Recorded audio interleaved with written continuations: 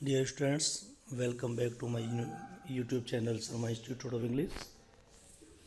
Students, आज हम present tense में ही एक और पॉजिटिव वर्ब गेट के यूज को सीखेंगे।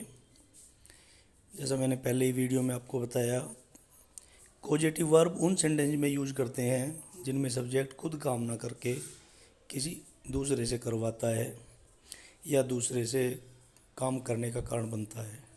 अर्थात वो स्वयं काम नहीं करता, या तो काम करवाता है, या हम काम करवाने का कारण बनता है, या काम करने देता है। तो इस प्रकार के वाक्यों में पॉजिटिव वर्ब का प्रयोग करते हैं। तो आज गेट का प्रयोग देखते हैं किस प्रकार के सेंटेंसेस में हम करेंगे।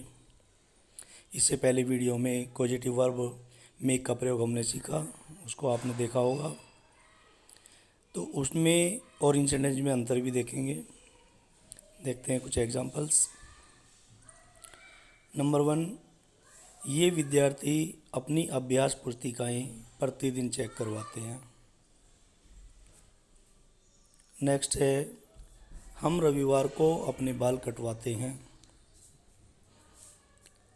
नेक्स्ट, मैं यहाँ अपनी बाइक की सर्विस करवाता हूँ। और लास्ट वाला सेंटेंस है, तुम इस दुकान में अपनी घड़ी की मरम्मत करवाते हो।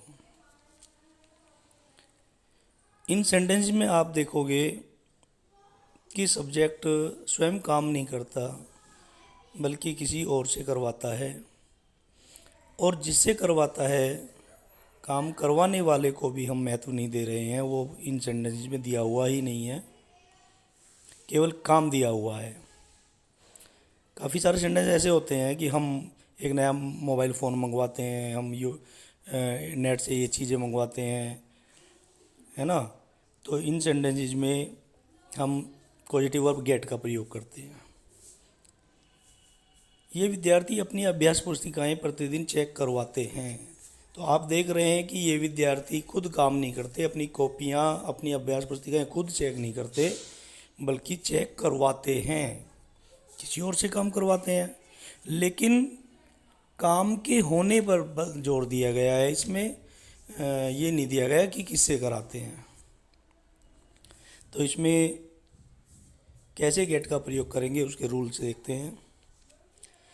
इन सेंटेंसेस में सबसे पहले हम सब्जेक्ट का प्रयोग करेंगे।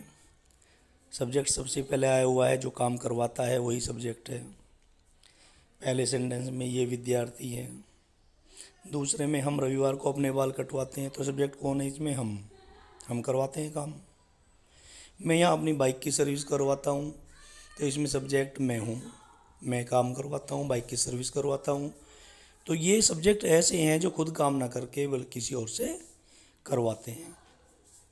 तुम इस दुकान में अपनी घड़ी की मरम्मत करवाते हो, तो इसमें तुम सब्जेक्ट है। ये ऐसे सब्जेक्ट हैं जो किसी और से काम करवाते हैं। और इन सेंटेंसेज में जिसमें गेट का यूज हम करेंगे, आप देख रहे हो किससे काम करवाते हैं उसको नहीं दिया गया है। तो इनका रूल है सब्जेक्ट, और सब्जेक्ट के बाद में हम गेट का प्रयोग करेंगे इन सेंटेंसेज में। और गेट के बाद डायरेक्ट ऑब्जेक्ट आएगा इसमें। डायरेक्ट ऑब्जेक्ट जो कार्य कराया जाता है दूसरे से, वही डायरेक्ट ऑब्जेक्ट है। अभी मैं पढ़ के बताता हूँ। और डायरेक्ट ऑब्जेक्ट के बाद में वर्ब की थर्ड फॉर्म, जिसको कोष्ट में दिया हुआ है पास्ट पार्टिसिपल फॉर्म भी कहते हैं। वर्ब की थर्ड फॉर्म भी वही है, पास्ट पार्टिसिपल भी वही है। उसके बाद अदर वर्ड्स, जो बाकी बचा हुआ है, शेष भाग आ जाता है सेंटेंस का। तो एक बार फिर इसको समझते हैं हम। तो ये विद्यार्थी अपनी अभ्यास पुस्तिकाएं प्रतिदिन चेक करवाते हैं, तो इसमें सब्जेक्ट है ये विद्यार्थी। पहले हम ये विद्यार्थी की अंग्रेजी बनाएंगे, दीज स्टूडेंट्स। उसके बाद में इन सेंटेंसेस में क्या यूज करेंगे, क्योंकि ये दूसरे से काम करवाते हैं और जिससे काम करवाते हैं वो भी दिया हुआ नहीं है, काम दिया हुआ है, करवाते हैं। तो इसके बाद में हम गेट का प्रयोग करेंगे। और गेट के बाद डायरेक्ट ऑब्जेक्ट वो हो गया, जैसे वर्ब है हमारी चेक करवाते हैं, तो इससे क्या सवाल पूछेंगे, क्या चेक करवाते हैं। तो हमारा आंसर आएगा क्या चेक करवाते हैं हम? अपनी अभ्यास पुस्तिकाएं। तो ये हमारा डायरेक्ट ऑब्जेक्ट है और गेट के बाद आएगा। तो उसके बाद में वर्ब की थर्ड फॉर्म आएगी, ध्यान रखना। चेक करवाते हैं तो चेक करवाने की थर्ड फॉर्म आ जाएगी, और कुछ और बचा हुआ है तो वो अदर वर्ड्स लास्ट में आएंगे। तो हमारा पहला सेंटेंस बनाते हैं हम। सबसे पहले सब्जेक्ट है दीज स्टूडेंट्स, उसके बाद गेट का प्रयोग करेंगे। गेट जैसा आप रूल में देख रहे हैं, दीज स्टूडेंट्स गेट। उसके बाद में क्या चेक करवाते हैं, क्या चीज़ है वो जो चेक कराते हैं, वो आएगा डायरेक्ट ऑब्जेक्ट, अपनी अभ्यास पुस्तिकाएँ। तो किसकी हुई अपनी अपनी किसकी हैं ये, विद्यार्थियों की, तो देयर रहेगा इसके लिए। These students get their exercise books. उसके बाद वर्ग की थर्ड फॉर्म चेक कराने की, तो चेकड ही होती है, इसकी थर्ड फॉर्म है चेकड। और कब कराते हैं, प्रतिदिन, ये लास्ट में आ जाएगा एवरीडे।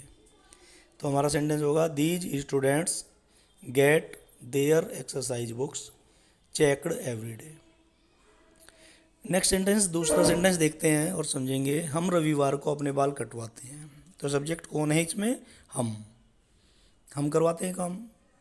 तो वी सब्जेक्ट हो गया हमारा। वी के बाद में इसमें मेन वर्ब के रूप में हम गेट का प्रयोग करेंगे। गेट का प्रयोग समझ लेंगे आप कि जब दूसरे से काम करा रहे हैं, वो दिया भी नहीं है किससे, तो गेट का प्रयोग होगा। तो ये हो जाएगा वी गेट। अब वर्ब है इसमें कटवाते हैं, तो ये देख लीजिए क्या कटवाते हैं, अपने बाल। तो गेट के बाद आ जाएगा डायरेक्ट ऑब्जेक्ट अपने बाल। We get our hair, we get our hair. उसके बाद में वर्ब की थर्ड फॉर्म आएगी, कटवाते हैं की थर्ड फॉर्म। कटवाने की कट होती है, उसकी थर्ड फॉर्म, तीनों फॉर्म एक चाहिए, कट कट कट, तो इसमें थर्ड फॉर्म आएगी cut. We get our hair cut on Sundays. कब कटवाते हैं, रविवार को। ऑन संडेज, संडे में एस में लास्ट में एस लगा देंगे, संडेज, क्योंकि कटवाते हैं का मतलब है रविवार को। जब भी कटवाते हैं, रविवार को कटवाते हैं, तो संडेज कर सकते हैं। नेक्स्ट सेंटेंस देखते हैं। मैं यहाँ अपनी बाइक की सर्विस करवाता हूँ।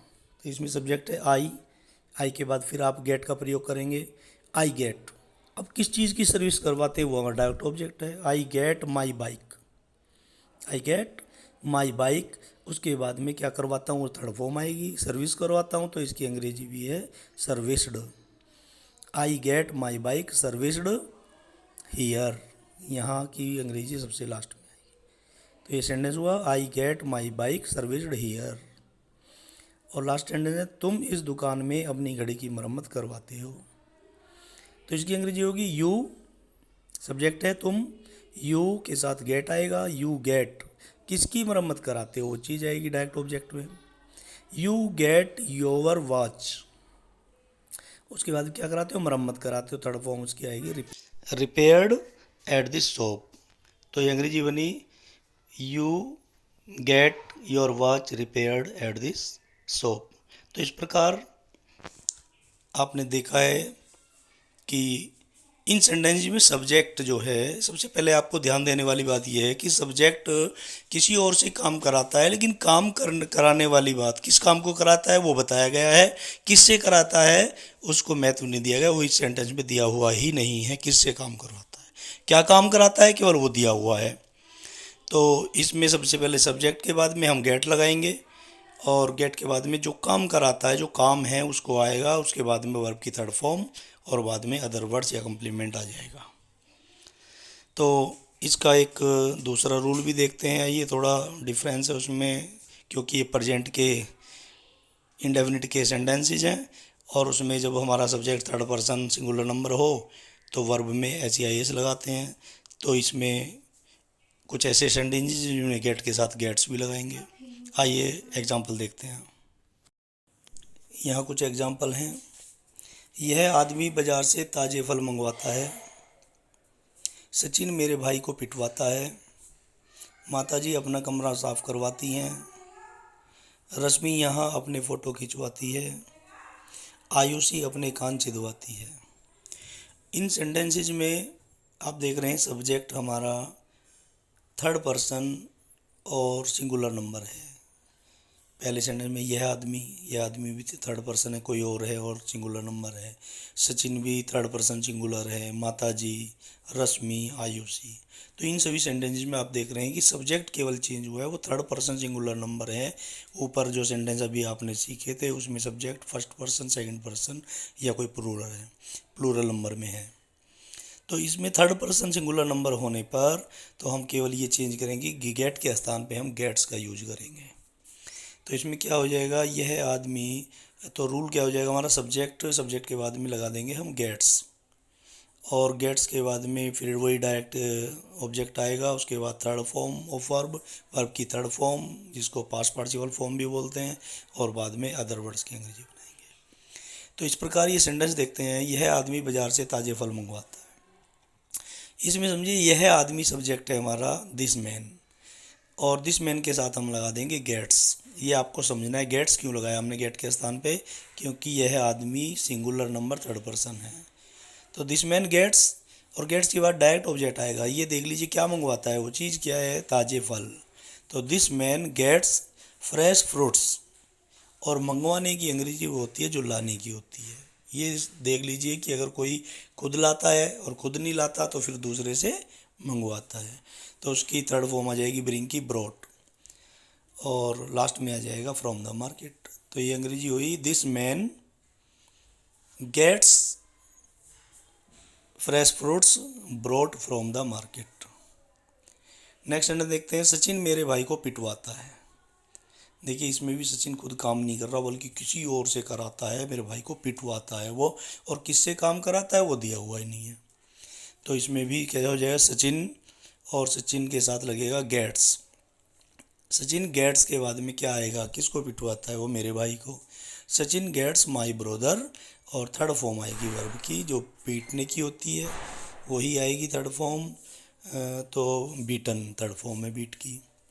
तो सचिन मेरे भाई को पिटवाता है, Sachin gets my brother beaten. Next देखते हैं, माताजी अपना कमरा साफ करवाती हैं। तो इसमें सब्जेक्ट है माताजी, मदर, और मदर के साथ लगेगा गेट्स, गेट में एस लग के, क्योंकि ये थर्ड पर्सन सिंगुलर है। मदर गेट्स, क्या साफ करवाती हैं वो, क्या चीज़, अपना कमरा। मदर गेट्स हर रूम, और साफ करवाना इसमें वर्ब है तो थर्ड फॉर्म हो जाएगी क्लीन्ड। तो ये सेंटेंस होना मदर गेट्स हर रूम क्लीन्ड। नेक्स्ट सेंटेंस देखते हैं, रश्मि यहाँ अपने फ़ोटो खिंचवाती है। तो रश्मि, रश्मि सब्जेक्ट है हमारा, उसके बाद रहेगा गेट्स, क्या खिंचवाती है, चीज़ क्या है वो, अपने photo. Rashmi gets her photograph, photos को फोटोग्राफ भी बोलते हैं। रश्मि गेट्स हर फोटोग्राफ, और फोटोग्राफ्स बल्कि ऐसा लगेगा, Rashmi gets her photographs taken here, यहाँ खिंचवाने के लिए टेकन का प्रयोग करते हैं, फ़ोटो खींचने के लिए। Rashmi gets her photographs taken here. और लास्ट सेंटेंस हमारा है आयुषी अपने कान छिदवाती है। तो इसमें हो जाएगा आयुषी, उसके बाद आएगा गेट्स, फिर क्या छिदवाती है वो सब्जेक्ट, इनडायरेक्ट वो जो डायरेक्ट ऑब्जेक्ट आएगा, आयुषी गेट्स हर ईयर्स, और छिदवाने की आ जाएगी थर्ड फॉर्म आएगी, छिदवाने की होती है पियर्स, तो उसकी थर्ड फॉर्म आएगी पियर्स्ड। तो हमारा सेंटेंस बन गया आयुषी गेट्स हर ईयर्स पियर्स्ड। तो इस प्रकार से आपने देखा ये सेंटेंस बनाने बहुत ही आसान है, इनको अच्छी प्रकार से समझें, दोबारा चला कर के देखें, और इनकी सबसे पहले पहचान करनी ज़रूरी है कि इसमें गेट का प्रयोग कब करेंगे और क्यों करेंगे।